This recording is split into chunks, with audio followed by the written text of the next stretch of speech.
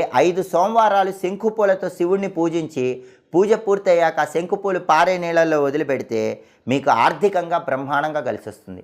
మంగళవారం ఆంజనేయ స్వామిని శంకుపూలతో పూజిస్తే వ్యాపార పరంగా బ్రహ్మాండమైన అభివృద్ధి ఏర్పడుతుంది.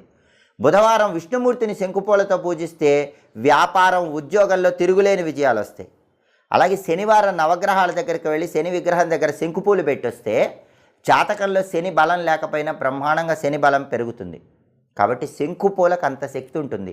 శంకు చెట్టుకి అంతటి ప్రత్యేకత ఉంది. ఇంటి ఆవరణలో శంకు చెట్టు పెంచిన, శంకుపూలతో పూజ చేసిన అద్భుతమైన విజయాలు సిద్ధింపజేసుకోవచ్చు. ఇలా ప్రత్యేకంగా చెట్లు ప్రత్యేకమైన దిక్కుల్లో ఏర్పాటు చేసుకోండి. శంకు చెట్టు ఏ దిక్కులో అయినా పెంచుకోండి. ఉత్తమ ప్రయోజనాలను అందిపుచ్చుకోండి. మీరు నిత్య జీవితంలో తీవ్రమైన ఆర్థిక ఇబ్బందుల వల్ల సతమతం అయిపోతున్నారా? కుటుంబ పరంగా సమస్యలు ఎదుర్కొంటూ అనేక రకాలైనటువంటి ఇబ్బందులు పడుతున్నారా?